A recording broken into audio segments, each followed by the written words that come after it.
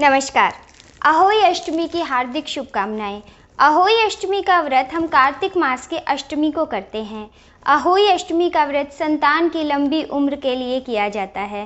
तो अहोई अष्टमी के दिन जैसे हम करवा चौथ पे करते हैं, एक चौकी लें, उस पर स्वस्तिक बनाएं और उस पर जल का लोटा रखें।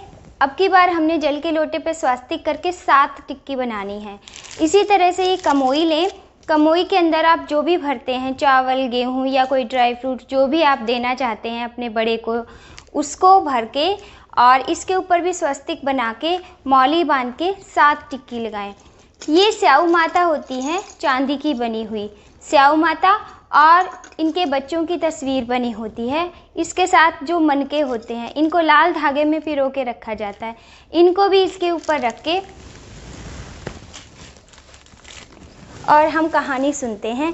स्याऊ माता की, अहोई अष्टमी माता की हम फ़ोटो आजकल बाज़ार में मिलती है, वो लाके भी लगा सकते हैं। अगर आपको बनानी आती है तो आप दीवार पे वो बना के और कहानी सुन सकते हैं। तो कहानी कुछ इस प्रकार है कि एक साहूकार के 7 बेटे और 1 बेटी थी।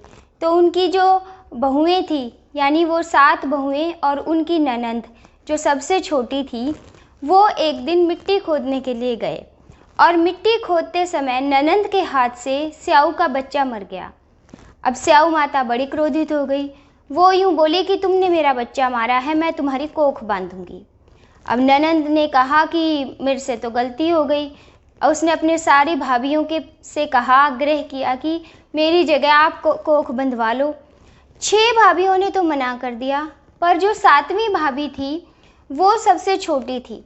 उसने सोचा कि अगर मैंने कोख नहीं बंधवाई तो सासू जी नाराज़ हो जाएंगी, और ननंद तो हमारे घर आई हुई है, इसने अपने ससुराल जाना है, वहाँ भी हमें जवाब देना होगा। तो उसने अपनी कोख बंधवा ली। उसको पता नहीं चला कि इसका परिणाम क्या होगा, और वो लोग घर आ गए। उसके बाद से जो छोटी बहू थी 7वें नंबर वाली, उसके जब भी बच्चे होते 7वें दिन मर जाते। उसको समझ ही नहीं आता कि क्या होगा क्या नहीं। तो उसने पंडित जी को बुलाया, पूछा कि ऐसा क्यों होता है कि मेरे बच्चे होते हैं और 7वें दिन मर जाते हैं। तब पंडित जी ने कहा कि तुम्हारी कोख स्याऊ माता ने बांध रखी है, तो वही तुम्हारी कोख खोलेंगी, तब तुम्हारे बच्चे जिएंगे। तो उसने कहा कि मैं क्या करूं, जो स्याऊ माता मुझ पे प्रसन्न होकर मेरी कोख खोल दें। तब पंडित जी ने कहा कि सुरही गाय जो हैं वो स्याऊ माता की सहेली हैं, तुम सुरही गाय की सेवा करो। अगर सुरही गाय कहेंगी तो स्याऊ माता तुम्हारी कोख खोल देंगी। तब वो छोटी बहू प्रतिदिन सुबह सुबह उठकर सुरही गाय का सारा काम करके आ जाती थी। सुरही गाय सोचने लगी, ऐसा आजकल कलयुग में कौन करता है कि बिना किसी कारण के कोई किसी का काम कर दे, कौन करता है, मैं देखूं, पता लगाऊं। तो एक दिन वो सुबह सुबह उठकर बैठ गई। तब उन्होंने देखा कि साहूकार की सबसे छोटी बहू आकर सारा काम कर जाती है। तब उसने कहा कि तू मेरा काम क्यों करती है, बोल तुझे क्या चाहिए, मैं तुझे वो ही देती हूँ। तब उसने कहा, नहीं, पहले वचन दो, जो मैं कहूँगी तुम वो करोगी। तो गौ माता ने कहा, ठीक है, मैं वचन देती हूँ। तब साहूकार की बहू ने कहा कि स्याऊ माता तुम्हारी सहेली हैं, मेरी कोख स्याऊ माता के पास बंधी हुई है, मेरी कोख खुलवा दो। तब सुरही गाय ने कहा कि स्याऊ माता तो 7 समंदर पार रहती है, चलो हम वहाँ चलते हैं। दोनों चलने लगे। बहुत धूप थी, दोनों थक गए, एक पेड़ के नीचे बैठ गए। उस पेड़ के ऊपर गरुड़ पंखनी का बच्चा था। उस पेड़ के नीचे वो आराम करने लगे, तभी एक सांप आया और गरुड़ पंखनी के बच्चे को डसने लगा। साहूकार की बहू ने देख लिया और उसने उस सांप को मारकर और ढक के रख दिया। गरुड़ पंखनी आई, उसने सांप को, उसने खून देखा वहाँ पर फैला हुआ, तो उसको लगा कि सांप तो उसे दिखाई नहीं दिया क्योंकि उसने ढक रखा था। उसे लगा कि साहूकार की जो बहू है, इसने मेरे बच्चे को मारा है। वो उसको चोंच मारने लगी। तब साहूकार की बहू ने कहा कि मैंने तो तुम्हारे बच्चे की रक्षा की, ये देखो सांप मरा पड़ा, मैंने इसे मारा है, यह तुम्हारे बच्चे को डस रहा था। तब उसने कहा कि तुमने मेरे बच्चे की रक्षा की तो मैं तुम्हारी सहायता करना चाहती हूँ, तब मैं क्या करूँ। तब उसने कहा कि 7 समंदर पार स्याऊ माता रहती हैं, हमें वहाँ पर पहुँचा दो। तब गरुड़ पंखनी ने अपने ऊपर बिठाकर गौ माता और साहूकार की बहू को 7 समंदर पार स्याऊ माता के पास पहुँचा दिया। अपनी सहेली को देखकर स्याऊ माता ने कहा कि वाह बहन, बहुत दिनों बाद आई है तो मेरा कुछ काम कर दे, मेरे सिर में जूं हो रही है, मैं बड़ी परेशान हूँ, इन्हें निकाल दे। गौ माता ने कहा मेरे साथ जो आई है इससे निकलवा ले। तो साहूकार की बहू ने उनके सिर की सारी जूं निकाल दी। उन्हें बड़ा आराम हो गया। तो बोली तूने तो बड़ा चैन का काम किया मेरा, तो अब तू मेरे से कुछ मांग।